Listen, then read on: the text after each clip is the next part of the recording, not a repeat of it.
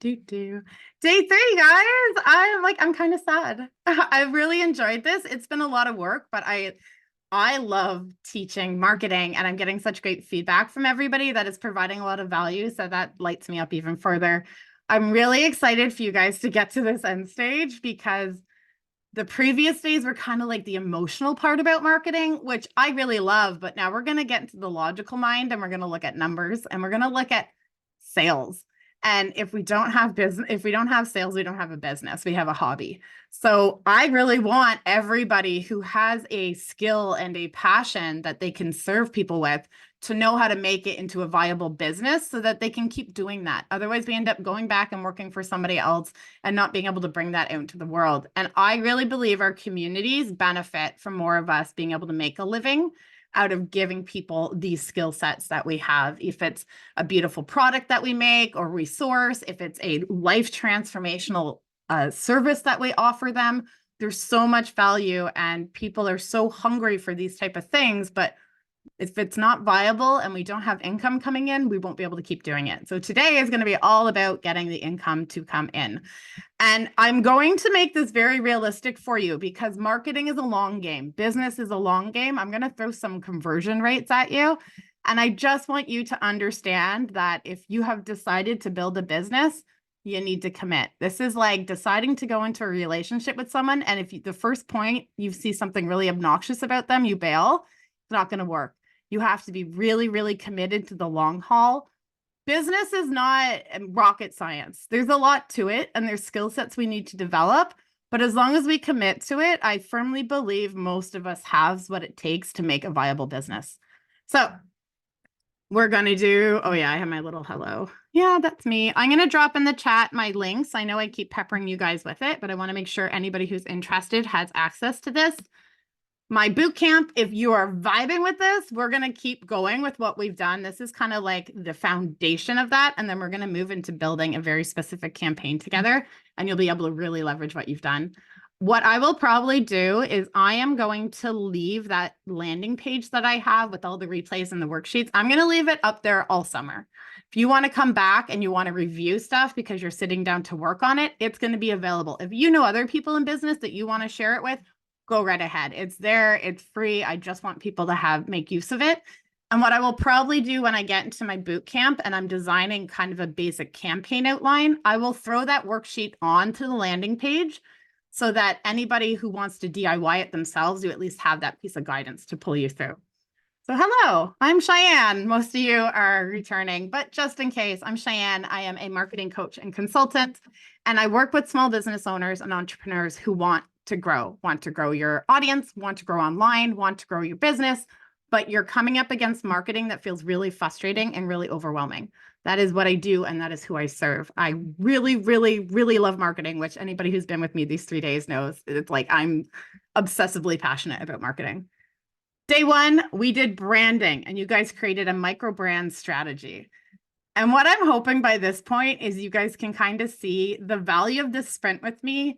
The documents we've created are great, but the real value is that you guys have leveled up your awareness around marketing and around business in general. You're going to go out in the wild and you'll be like, I see a sales funnel. I see content marketing. You're going to completely relate to this stuff in a whole new way. So the real value I've been able to give to you guys over the 3 days, because you've given me your attention and you've been here and invested, is I've been able to raise your awareness around branding and content marketing, and we're going to do conversion funnels today. And understanding how marketing works is going to give you the power to leverage it. And that's going to give you the power to grow your business. That's what I really wanted you guys to walk away with. But I couldn't put that on a promotion piece because I would have sounded absolutely ridiculous. But really, it's the level up of your awareness that is the gift you'll have at the end of this. Yesterday, we talked about content marketing. And if you did the homework, you probably have some content pillars now that you can use to create the know, like, and trust that we need to build a warm audience. And these are the qualities I want you to always be paying attention to when you're posting or when you're putting out an email. And you're going to ask, is this attuned to my audience? Have I produced it with quality? And do I provide value in it? So that's our content marketing. And that's the homework we did yesterday. And today we're moving into conversions. We really need to enter into a mindset when we go into business that money is amazing. We love money because it allows us to keep serving. If we don't have money coming in, we're going to have to go find money somewhere else, and we will not be able to keep serving. Conversions is business. Everything else, branding and content marketing that we've been talking about so far, that is to generate attention and interest. Conversions are to generate action. So sometimes if we're not quite comfortable feeling like we're aggressive, we might lean into making content marketing and, sharing a lot. But then when it comes to getting people to take action, that's where we hold back because it feels pushy. But if we can't convince someone to take action, to sign up for our email newsletter or to book a call with us, then we will not have a business because we're not able to create a difference in their lives. If we can't convince them to take the action to buy the product or the service, we're not going to really impact their lives. So a conversion is what happens when a visitor on your website, your platform, or in your store takes a desired action. This is where strategy and intention becomes really important. A lot of the times we kind of like put up a website with a catalog of all the things we could possibly do for people. And then we sit back and wait for people to find their way to us and to book calls or to buy from us. And then we wonder why they haven't.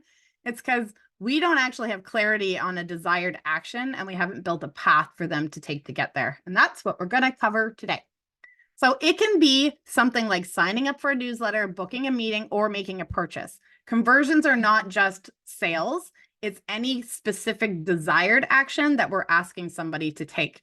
In the really simple marketing system that I've set up for you guys here with the organic social media channel and the email list, we're really only talking two conversions. We're talking signing up for your email list. Once we've created interest and attention on social media, we ask that audience then to convert into an email list sign up. And then on the email list, and you put it out on your social at the same time, you will ask them to convert to either a lead by booking a call or convert into a customer by making a purchase. Those are the only two conversions you really need to focus on in that kind of a simplistic marketing system. And this is why it's really, really nice to get really simple and really, really focused with our marketing to start with.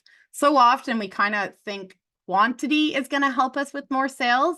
But as I'm going to walk you through today, optimizing the conversion process is how we actually see an increase in sales. And we cannot optimize 10 different product offers and conversions, but we can optimize one at a time, which is why it's really, really nice to pick your most profitable or the one that you are the most excited to sell and focus on building this out for that first, because that's how you'll reach optimization. Otherwise, we just kind of half set it up and then cross our fingers and hope for the best. And you're going to see the numbers that happen when we hope for the best. They're not good. So examples of conversions: email sign up, when someone enters an email to receive your newsletter; a purchase, when a customer buys a product from your online or brick and mortar store; and booking a call, when a visitor schedules a meeting or consultation with you. These are really the only conversions we need to worry about at the start.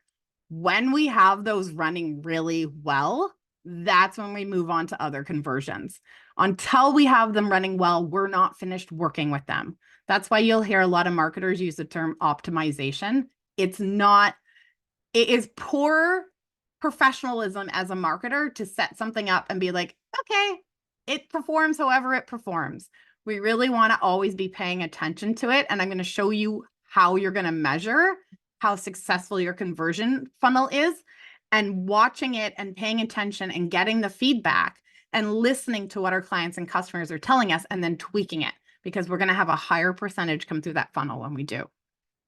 So here's our conversion funnel. We talked about this yesterday. Our little tiny piece gets plopped into our social media or an email as a post or a link, and then we pull them into our funnel, which is really going to be a landing page. If you have all of your products and services on like a service page or something on your website, leave it be. I would really suggest picking one product or service and building out its own landing page. This is going to make you a conversion funnel just for this. Getting really focused is a really high advantage, and it means you don't have to mess around with anything you already have set up. In the homework, you're going to see the breakdown of what it takes for the landing page to work, and you might be excited to go and make like a mass sweep of changes. I really encourage you to just do a single landing page and play around with that to start with, and then watch it perform once you launch it. And you're like, oh, wow, people are really going there and I'm getting people booking calls or I'm getting people making purchases. Then you'll be able to really recognize the parts of it that are making the difference. And you can use those changes on your main site afterwards. So the pieces of a conversion funnel, which anybody who's been hanging around the marketing world, you've probably heard these terms: awareness, consideration, and conversion. Oh boy, I hope you guys like consumer psychology because we're about to go into it. I love learning about psychology. Like I've said, marketing is really relationship building. So understanding how people work is a key part to being good at marketing. And we're going to go into the psychology of each of these stages. So what a conversion funnel is, we use the graph of a funnel, and in the marketing world, there's a bit of an argument around how accurate that is anymore. People don't come in and then like we lose people. And realistically, people bounce around our little containers in our ecosystem. They might hit one point in a conversion funnel and then pop out and then a month later come back. But it helps us build a path. So it's a step-by-step path that we design to guide people from first discovering that we have a product or service on our Facebook or our newsletter, and then getting to the point where they make a purchase. It's us laying the stones ahead of them as they're walking forward so that we make it as smooth a process as possible for them so the right people are able to get to the conversion part. It can be used for new visitors, which is cold traffic, as we talked about yesterday, and it can be used for those who are already warm traffic. And this is why branding and content marketing don't have a direct ROI. We're not looking to make conversions and sales out of that. But as we saw, a warm audience is going to convert significantly higher and significantly easier than a cold audience. And we warm up audiences by branding and by content marketing. If you look at the infographic that I've attached to the end of every homework, you can actually see the percentages that having a brand brings into the conversion rate. It increases conversion rates. I think it's like 15 to 20%. It's really significant. When we layer those on, even though they're not direct ROI, they do increase our conversion rates, which then increases our ROI. So why it's important. Conversion funnels are worth the effort rather than just parking a list of our services like a catalog on our website or literally a catalog for products. They're really important because it helps us focus on a specific product or service, and it helps us use content marketing to attract and engage potential customers. These funnels turn the interest and the attention that we've generated with content marketing into action, like signing up for the email list or making a purchase. And it's that action that creates higher sales and business growth. Really, really important that we're seeing our businesses grow and our sales are going up. So look at these dismal numbers. Who is unexcited by this? I just want to give you a really solid dose of reality about this. Take it with the caveat that small businesses and small scale entrepreneurs tend to perform much higher with conversion rates. This is like digital ads sent out by the big industry guys to really cold audiences. Super, super low. 0.5 to 1% for B2B industry. But even if we make that a magnitude higher, we're still not talking a high conversion rate. It's really important that we're realistic about how many people will need to get onto our landing page to get to the point where they book a call with us or they make a purchase. I'm going to give you a couple more of these stats just so you can see. B2C is a higher, slightly higher, 2 to 3%. Woohoo! Because there's just less of a decision-making process that we have to go through when we're purchasing consumer items. As businesses, we tend to spend a little more time in the logical side of it. Conversion for B2C tends to be more emotionally motivated. That's why Instagram has that kind of like lifestyle vibe because it's a consumer platform, whereas LinkedIn has a little bit more of a logical side because it's a B2B platform, although lines are definitely getting blurred now on LinkedIn. E-commerce, it's somewhere in the middle at 1.8 to 2.9%. So I really want you to understand, if you guys put this into play, you will have higher percentages, especially if you have warmed up an audience. But just the fact that you're small scale and you're small entrepreneurs means that the people who are going to come around you probably have some kind of personal touch point with you. They're in your personal network. They've been referred to you. They're in your professional network. You share the same city. So they're already warmer than average. So we're not looking at like a 0.5%, but I want you to understand these are industry benchmarks. So when you get that 30% conversion rate, you can be like, wow, I am way higher than industry benchmarks. We're going to walk through a couple examples because I really, really, really want the logical side of your mind to have this ingrained. Using the very simple marketing system that I have recommended for you guys here of one organic social media channel and a email newsletter, this is what this would look like if we were selling a B2C product like a t-shirt. Our first action is we send out an email or a social media post. Let's say we have an audience that opens or sees it of 1,000, and it's a post that introduces them to a new product that we're launching. It's a brand new t-shirt. That would be the awareness stage. Those that move down into the consideration stage, the middle of our funnel, they would be of the 1,000 people that saw it, 300 click the link and they move over to the landing page.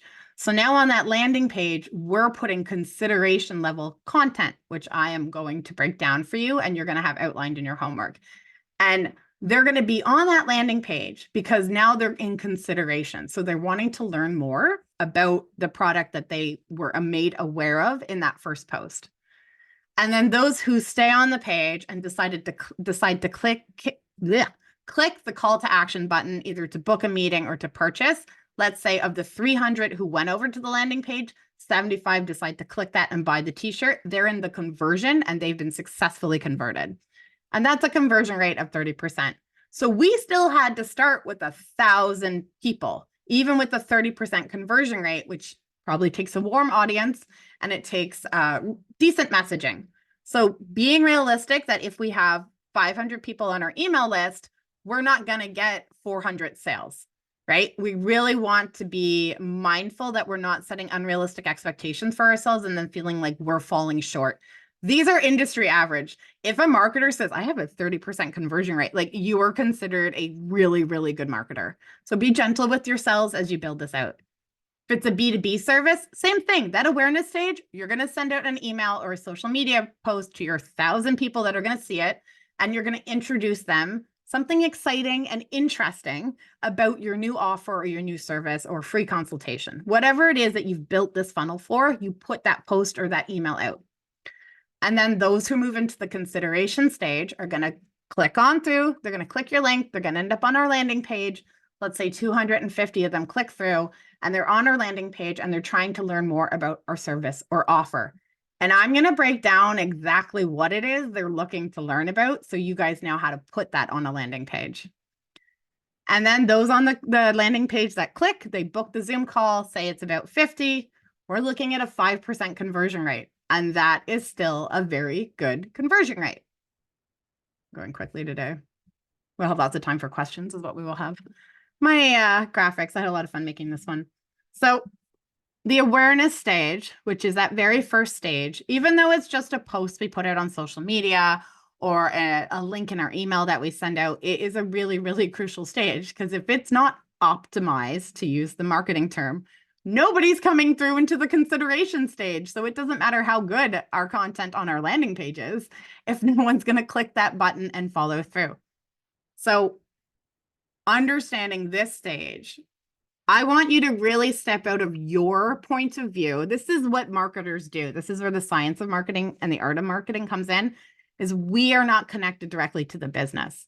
And as a business owner, when you put on your CMO hat, you also need to do this. And you need to stand in the point of view of your potential customer or client and what this experience feels like to them as they're going through your conversion funnel. When people learn about your product or service for the first time, they see your social media posts, they see something about it on your email. This means they become aware that it even exists. And then they start to see how it might solve their problems or meet their needs. And that's why yesterday we talked so much about how we don't want to focus on the bridge, which would be our product or service. We want to focus on their current reality and their desired reality. That also creates tension, which creates action. It helps create motivation.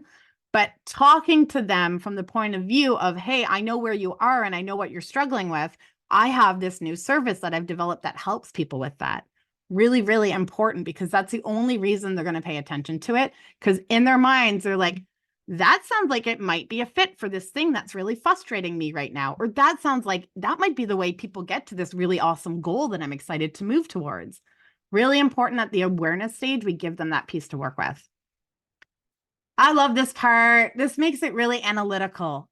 These are the psychological states and needs of people in the awareness phase. We need to generate curiosity. People who are in the awareness phase are curious because they found something new that might be useful to them. Their interest has been caught.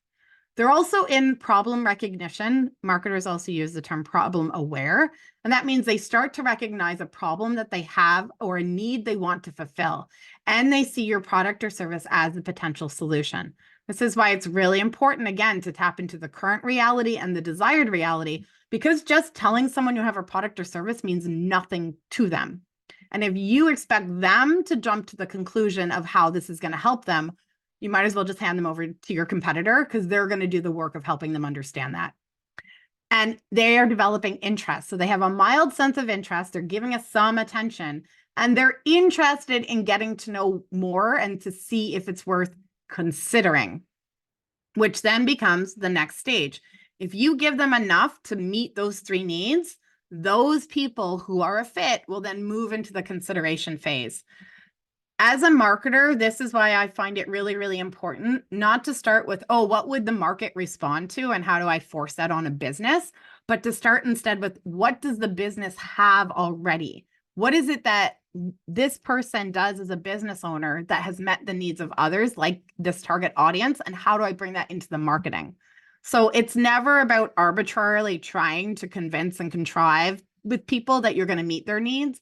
It's about really understanding how your product or service serves people and being confident enough to put that out there very genuinely. Because then the people who will be satisfied with your product, when you're honest all throughout this process, they come in, they purchase it, they're happy customers, they're repeat customers. That grows your business. Some marketing, this is where marketing gets icky. There's a focus on whoever comes in is good enough. We don't care if they hang around. We don't care if they're happy with what we provide. But that makes a weak business because you don't have recurring customers, and that's your highest ROI. So really focus on the fact that this is about authenticity and being genuine, even if it is very strategic and intentional. So we're moving into the consideration phase. This is where they've clicked that first social media post, they've clicked the link in it, they've clicked over from the email, and now they've landed on our landing page. And in this phase, people are thinking more seriously about whether your product or service is the right choice for them. So our mind is now into a different space. We're not just like, oh, all right, we're curious and are interested, caught. Now we're going to move into a space where we're starting to compare options and we're starting to gather more information. This is why on social media, you don't give a lot of information. People don't want it. They want their curiosity and their interest to be piqued. But when they actually want more information, you want to bring them over to a landing page, because then only the people who are looking for that level of content will be the ones exposed to it. If we're on social media, just like throwing all our features and like huge long posts at people, we're speaking to the wrong audience. They're not at that phase yet. And where we are when we are in the consideration phase of a product or service is we're evaluating. We're really trying to figure out if this product or service, we're evaluating it against other possible options, and we're evaluating it against our specific needs. This is where the value of really understanding your audience comes in and getting nitty gritty. Like, do they find themselves in a 3 p.m. afternoon slump because maybe they're not eating the healthiest and their energy levels aren't managed, and they find themselves downing a cup of coffee too late in the day just to keep themselves going? That's a very, very specific problem for somebody that might be in your target audience. And when you speak to that kind of specificity in a landing page, the right people resonate, and they're the people who move forward. They're also seeking assurance. So now they're considering and they're evaluating. And as social creatures, we look for social proof. So we start to look for reviews and testimonials or detailed information that will reassure them about the quality and effectiveness. We understand that this person who has created this landing page or is having a sales call for us has a motive that they want to sell to us. That's why testimonials and case studies and all of that is really important, because it shows them that we've been able to help other people and that other people are willing to put their word to vouch for us.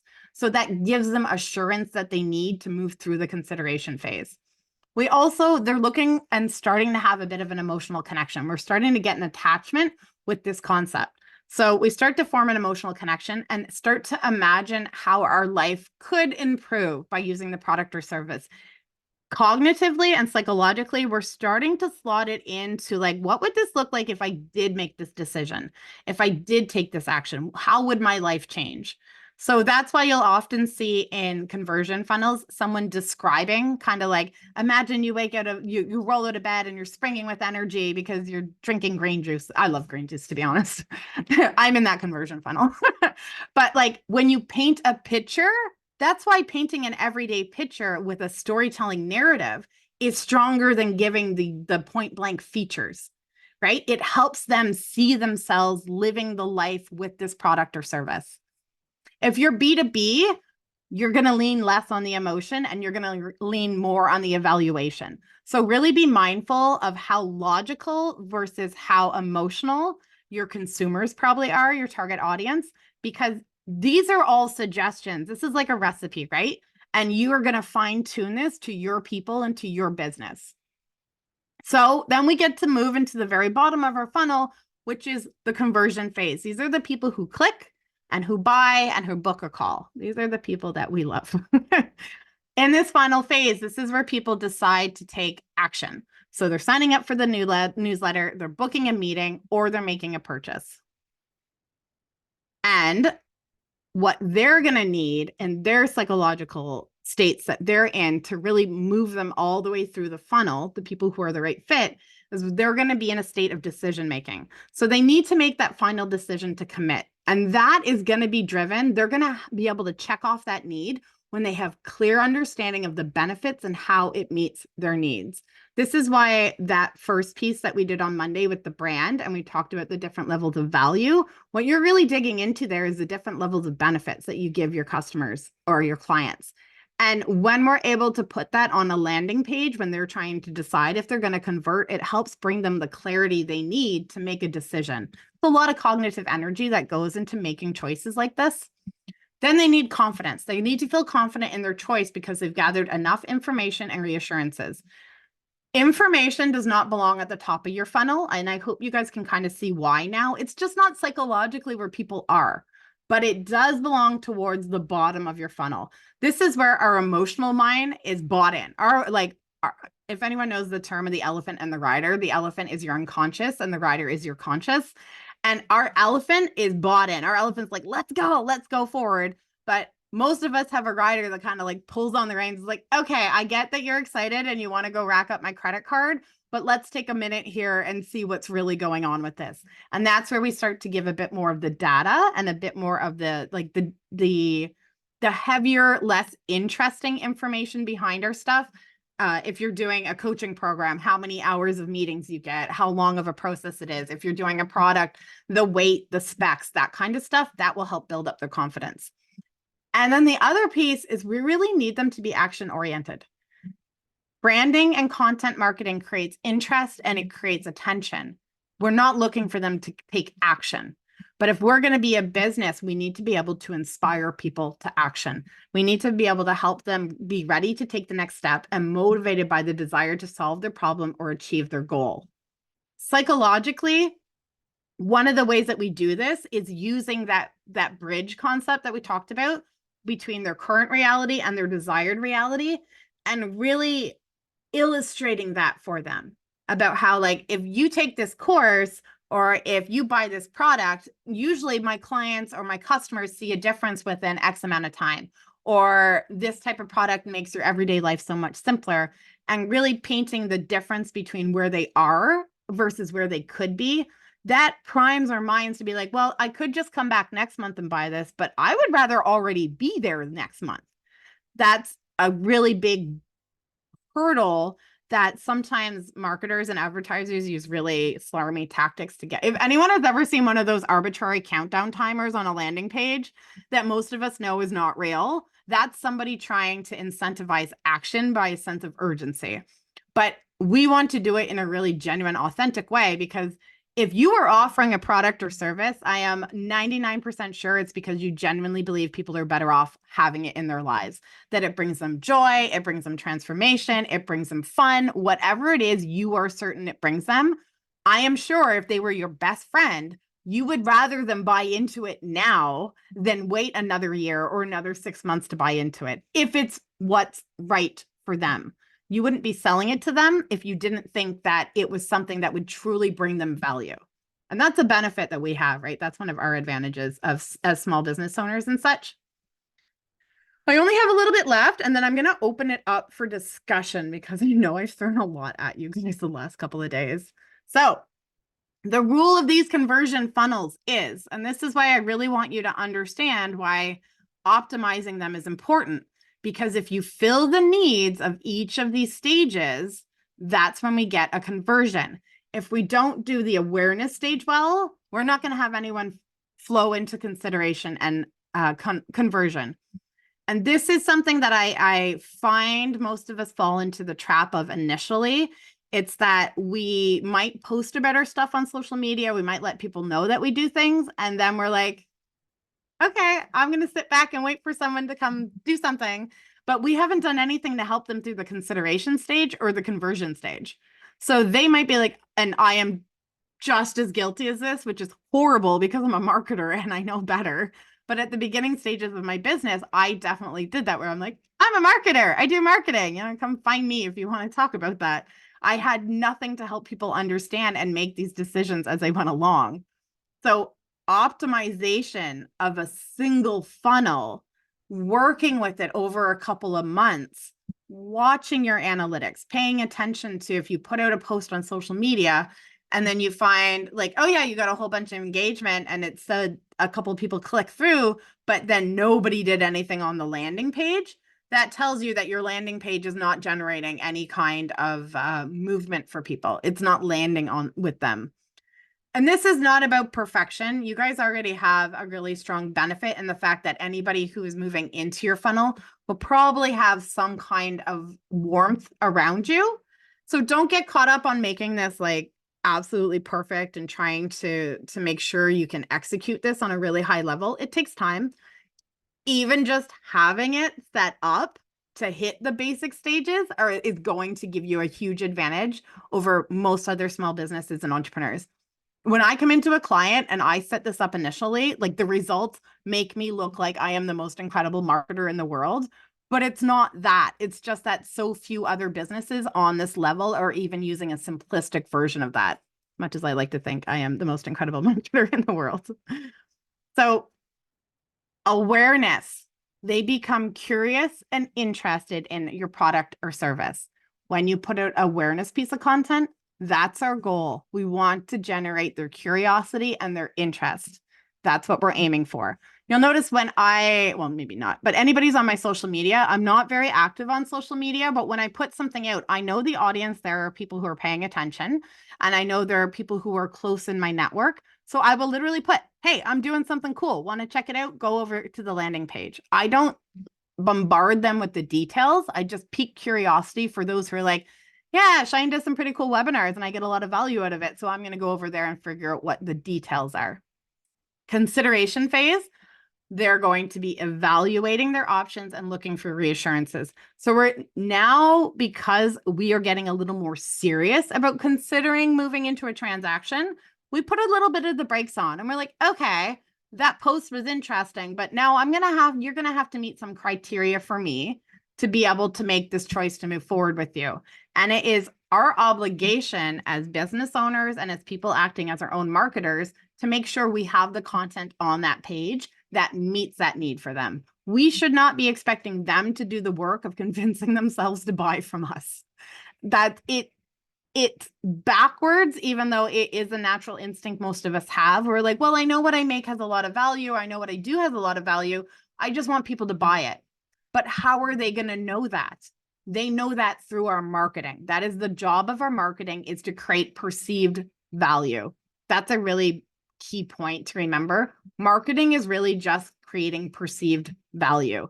And icky marketers use it inauthentically, and there's no actual value behind it. They just like hype people up and use psychological tricks to have you pretend there's value there. Good business owners and good, and I don't mean morally good, I mean like professionally good. They take the value that is available after purchase and they present it in the marketing so that the right fit market will perceive that value. So when they move forward into a business transaction with you, they're satisfied and happy. There's a quote saying, the best way to kill a bad business is to have good marketing. The worst thing you want to do is to have really good marketing that brings people into a business, because word of mouth will destroy that. People will be so agitated that this did not deliver what it said it would, that it'll just collapse anyways. So then we get them to go down into our conversion, and they decide to act because they feel confident and they're ready to commit. And we help them feel confident by giving them all of those psychological pieces that they need. And the people who are the right fit move on down and they book a call and they convert. And we're not going to cover sales conversations because that's a whole thing. But I have found when we go through this process of building out these micro strategies, it helps us to become more confident in the value, especially the brand work. We really dig into the benefits that we provide, so that naturally lends itself, if you do have to get on sales calls with people and you have to have those one-on-ones, your intrinsic connection to the value of your services definitely makes sales calls go a lot smoother. But that is potentially another webinar for us service providers, because I know it can be one of the biggest holdups, and it really doesn't have to be like, I'm sure we've all been on sales calls where someone starts using those psychological tactics that were like, well, what would it cost you if you didn't buy into this today? And isn't that worth the investment? And then you get off of it and you're like, oh, I know what you just did there. Even if you buy in, we don't have to use that on sales calls, I promise you. So our homework, which is already up, and I spent way too much time making the graphics and the worksheets pretty because I got distracted last night and played around on Canva. So I hope you guys enjoyed the visual aspect of them. Completely arbitrary, but it made my heart happy. So we're going to create a simple conversion funnel outline. Super, super simple, but it's going to be really powerful, because at each stage, I'm going to give you prompts to start considering what you need to meet those psychological needs of awareness. How are you going to generate curiosity and interest? Consideration, how are you going to help them evaluate? And then conversion, how are you going to give them the confidence and the ability to take action? How are you going to tap into intrinsic motivation so that they're ready to click the button or they're ready to buy? They're not going to leave 500,000 tabs open on their thing and maybe come back to it in 6 months. So it's going to be simplistic. And simplicity is how we learn the best. Some of you probably know I have a background in classical French cuisine, and I went to culinary school. And you start off making, did we get to start? I think we had to start with cutting vegetables, and then we got to make stocks. And we probably spent 2 months making every version of a stock you can possibly make before we were then allowed to move on to soups. Like, that is how long of a process, but it's mastering the simple parts that gives us the understanding to be able to then scale it out and scale it out well. So our business is really strong and really solid. So even though this looks really, really simple, I promise you this is like going to culinary school and you will master classical French cuisine. So there it is. That's the ball game. I am going to drop my links once more in the chat. Ashley had to go. Yeah, the replays will be up. What's the best way to bring someone to a landing page off of Instagram? Do you put a link in the comments? Great question. I'm going to start with that one. Will I unpin myself? No, I'll keep myself pinned. Okay, and then Kat's got her hand up. So when we're playing at scale, when we have like a really, really, really big audience and we are trying to kind of mass market, it's important to look at those finite nuances of social media. And should you put a link in the comments, link in the bio, link in this? Should you link into your post itself? Best practice is always the shortest amount of work for people, the more that will convert. But if you are providing value in your content and you have created a know, like, and trust, people will hunt down your links. And that is the best place you really want to be as a business and as a marketer, is that you have created such a strong association of value with anything you do that they don't mind doing a bit of work to hunt you down. So it really doesn't matter if you put your link in your comment. I am notoriously bad for Instagram because I focus on LinkedIn, and half of the time my links don't work because LinkedIn doesn't link like that. And people will still hunt me down and be like, they'll email me and be like, Cheyenne, can I have that link? And I'm like, of course you can. Sorry. So nuances and little tips and tricks are great, especially when we're at scale, but you will get so much more results at just making sure that the content you put out there is really, really value packed, and shorten the path as much as possible. If you have a chance to make it one click rather than two, definitely go for that. Kat, your hand was up. Yes. Thanks, Cheyenne. I actually have a question about yesterday, if that's Yep. okay. I wasn't here. But I remember you saying about kind of like, I don't, you used the word to me would be freebie, but you used another Lead word, and magnet. lead magnet. Okay, so for dangling carrot in front of people. Now I was told, and since I'm building my website, to have this call to action on. Now I have a call to action where they'll go to my services, but also to have this freebie to get email addresses, obviously, and build my email list. So now I'm sort of hearing that maybe that's probably an icky idea. And if so, how do I get trust for them to, well, like, because you also hear too that people are tired of newsletters. So how do you kind of get them to sign up? So what would my option be that is more authentic than icky? So this becomes a very nuanced strategy approach when you're looking at this. You can certainly use a lead magnet if that is appropriate to your strategy. It means that whatever you're going to do with that email list should be attuned to the people who would sign up for a lead magnet. That doesn't mean they're potential clients or customers, right? If I used a lead magnet, I have a 365 days of social media prompts that comes out with my newsletter when you signed up. If I had used that to convince people to sign up for my newsletter, I might not have necessarily gotten as many people who are interested in learning about marketing. They might just be learning about social media, right? They might not be the people who are putting on a CMO hat. So my email newsletter now would be less valuable to me as a business owner. If you put out a lead magnet to capture those emails, that's okay. But understand that the people who are signing up, A, for freebies, a lot of us spend time in the freebie collection space, and that is perfectly okay. Sometimes that's how we're gathering information. Doesn't mean they're going to be the type who might then sign up later. So it's really just about understanding what is the intention and strategy behind that freebie. Just getting an email address is not a strategy, right? That's just a vanity metric. Getting email addresses of people who fit your target audience, that's a strategy. What was the second part of your question, Kat? I can't remember.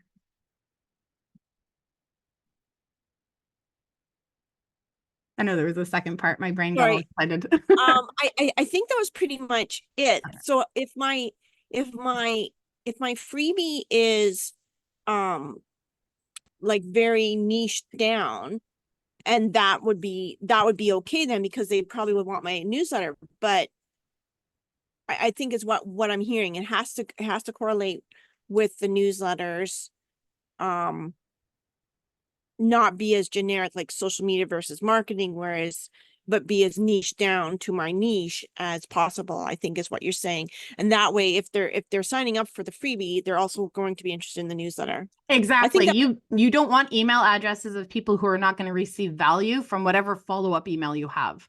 You want them to be excited to continue forward with you and not just kind of a one and done. Otherwise, you're just accumulating email addresses that won't serve you at all. Good. Tina, nice to see you again. It's been like 5 minutes. It's been so long. I know. Okay, so I want to relate this more specifically to a product. Okay, yes. So, okay, so I'm gonna say I have designed a reusable Christmas cracker. Okay, so it's a set. That's cute. The problem I'm solving is that you can, put whatever stuff you want into it. It's reusable. You can use them every year. They're really pretty looking. So Yep. what I'm thinking, so I would make a post on Instagram or something. Would you highlight a couple of those things or leave them for the consideration? And then, so that one I don't know. And then if you pique their interest, maybe you just show them like, look what I've got, click to see more. Then they click, and then you go to a landing page, and you just kind of like, because I only ever direct them to my website, right? But Yeah. I guess I'm missing that in between. So the in between is literally just a page where you're giving more information. Where you would feature that specific product and the components that you want for people to start evaluating and considering because yours is product based. You definitely have a different angle to take. You can get into a little more of the functional and like the lower level features, although because yours are such beautiful high-end products, you do still want to tap into the emotional aspect of Like it. I could have them go to like almost a small like advertising video where I'm like showing how it works and stuff like that, right? And That's a great then from idea. there get them to go. But the whole, because I like I said, I'm just interested because I've never had that middle. Do you have any examples you can post to the group of someone that has people going from that to Yep, a landing page to I'll pique the drag some interest up. and then to the third thing? Yep. And it's having problems figuring out where exactly I make the break between going to my webpage and what information I should keep on social and then what goes on that page. Yep, I will look some up, or you and I can also have a conversation because I know because you're product based and you're in a slightly different kind of world with that, I can help Yeah. customize some of this advice to you. Well, let's book a 30-minute. We'll have a conversation around it. Okay. Perfect. Penny? Yeah, I'm really feeling the gap too. So I just had a website. So I had a CRM and then I was said, Yeah. no, it's not enough of a client journey. You need a website. So I had somebody help me establish a website. Now I'm learning WordPress. But I don't have anything like I don't have anything to capture emails. I don't have anything like that conversion piece. And that was my next step that I'm wanting to work on. So I heard you say MailChimp is something that can be used to like hold those emails. Yep.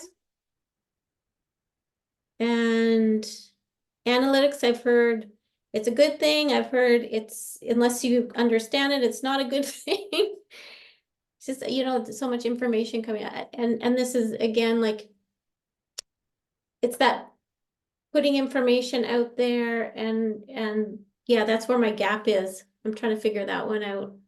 It's in the like putting something out on social media and then where do you bring them from social media? Yeah. So that is to a landing page. You really want to bring them onto a landing page, and in the homework, like when I send out my stuff to my campaigns and that, I have individual landing page for any of the events I'm running so that I can give all of those pieces just for this event, right? Especially because how many packages do you have, Penny? Have you gotten that far where you've divided your workout into packages? Yeah, so I have the life coaching. So I have a like a one time, and then I have subscriptions of 3 different lengths. So that's the only difference, is the length of time is if it's 45-minute, a 60-minute, 90-minute. Okay. And then I'm just working on right now, just creating an online course because I feel like I need to have, and I know you just talked about that yesterday. It's so common. But yeah, so I just feel like I needed another kind of like a more tangible offer because, okay, no, and then so that's life coaching. Then I have conflict navigation coaching and conflict dynamics practitioner that I piece to. So there's a few little things, different things. So that's in the offering page. Your offer suite. If I was someone who had seen you in a networking group and then I was like, oh, she sounds really interesting, and I pop over there, I'm going to get confused and I'm going to get overwhelmed and I'm going to get decision fatigue trying to go through that evaluation process of like, well, what do I do with her? What would I want to do with her? Whereas if you had just a landing page for the coaching packages, you can get really narrow and really focus and really explain to them the benefits that would bring versus, and the course, This is every knowledge worker I know does this, where we go in, we create coaching packages, and then we don't really have anybody coming in. We're like, I'm gonna do a course now. Because we're like, okay, well, maybe the problem is I don't have the right offer, but we really need to be bringing in conversions. We really need to figure out what it is people want to see. And part of it's going to be the packaging. I just had a conversation with Ashley about this yesterday, actually. We need to package what we're trying to offer people as a solution to their problem, not as a portfolio of our skill set. That's for us. If we're creating a catalog of our capacity and capabilities, that's not going to help them connect to what it's going to do for them. So your coaching packages, if you can figure out what specific problem you want to help people with, even though the delivery and the structure is the exact same on your end, the bridge looks the exact same. If you can connect to a specific thing that people are struggling with, a specific group of people, you can then build a conversion funnel that connects with them, brings them to a landing page, has them evaluate all of that process, and then they can move into a container with you. And then you can do it again for a completely different group of people, because your bridge will help multiple types of people work through multiple types of things. But if you don't package in a way for them to understand what it's going to do for them, it'll be very difficult for them to go through that whole process. Okay, so then I guess my question is the landing page another page within the website, or is Yes. this? Okay.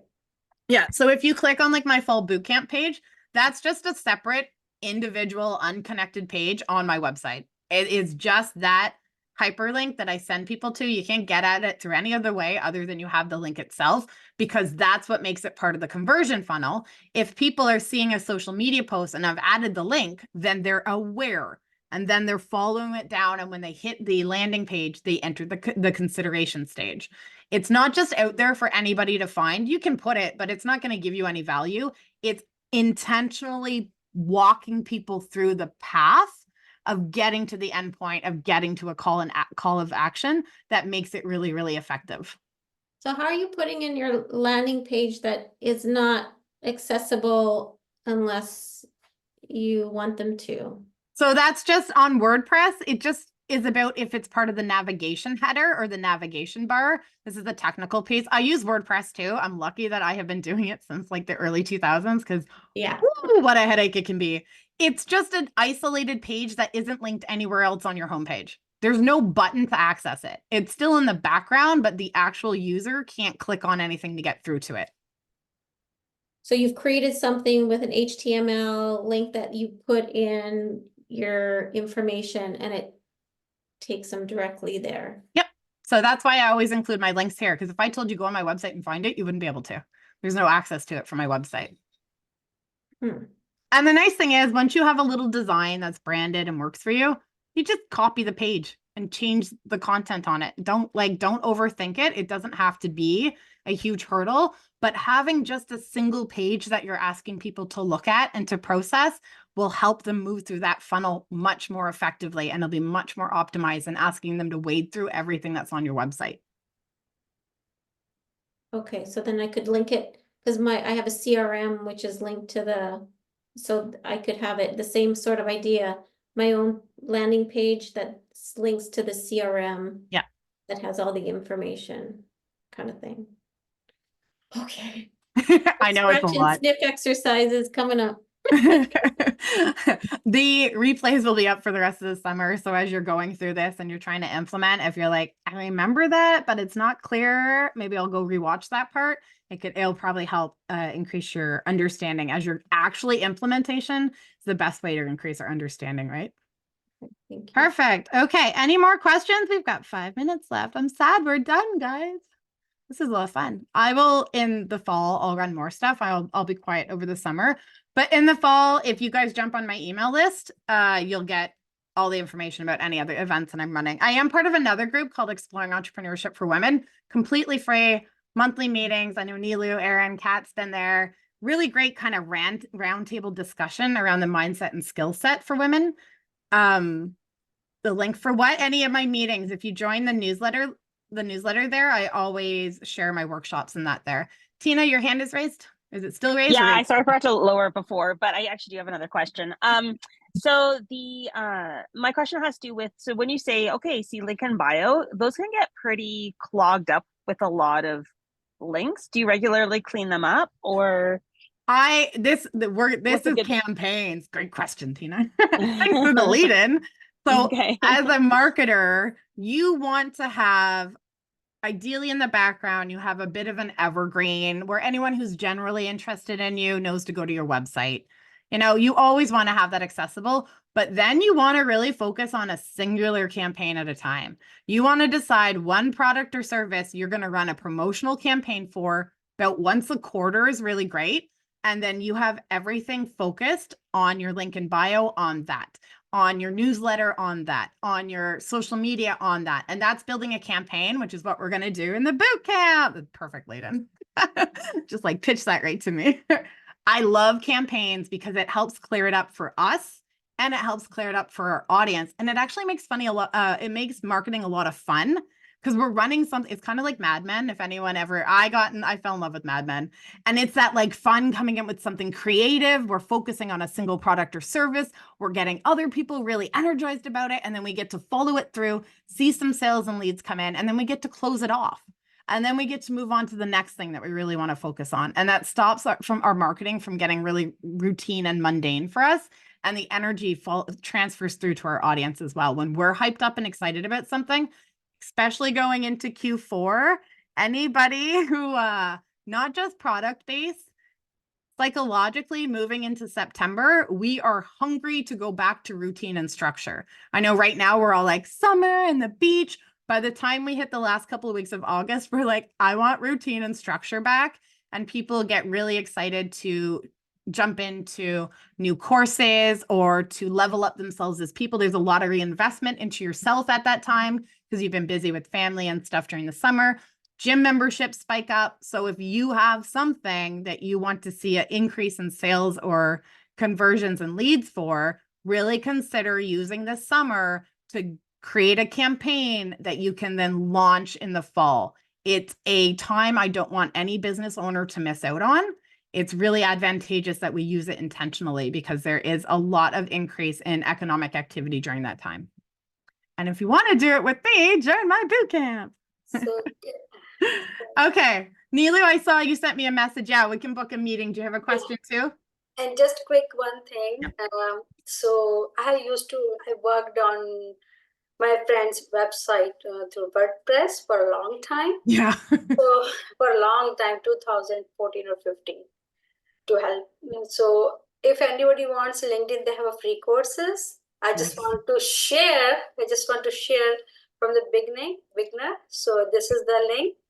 And Perfect. go up to advanced, so you can find any information. And nowadays with the all AI things, so there's no fearness or scariness about all like coding and everything. You can find through all from like AI system. So Perfect.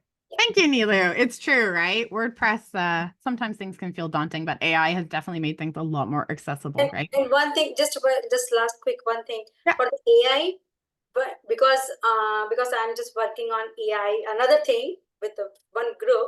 So when we put words and AI, but we have to put the human value. AI is a Yes. machine. So when we express, so here is, we just express our human value and what we like, hard conversation from business to customer. So yeah. So when you just connect, sorry for that, you have less time, so that's fine. Quick tip on AI. So I am a really big believer in using generative AI if you're marketing. I give a lot of prompt help with people when I'm doing intensives with them.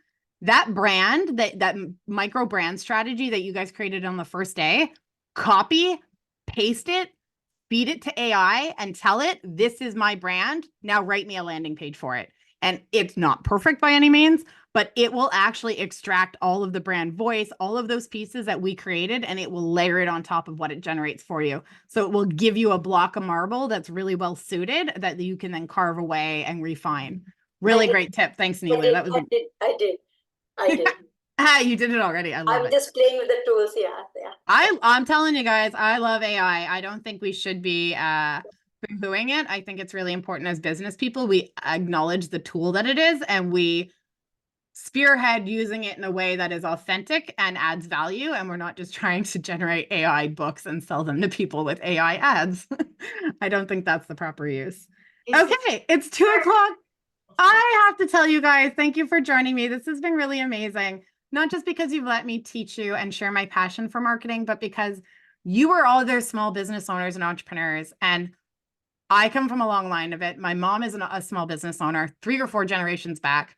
It is not an easy thing to go into. So seeing everybody else investing in themselves and taking the time to learn how to market so you can do this, I'm grateful to be in a culture and community where there are other people like me doing this. So thank you for the journey you're on as a fellow entrepreneur. And thank you for being here with me. I've really, really appreciated it. Thanks for all the lovely comments in the chat. Send me an email. Anybody ever wants to chat, have a Zoom meeting with me. I'd love to connect. Bye, guys. Have a great week. Bye-bye.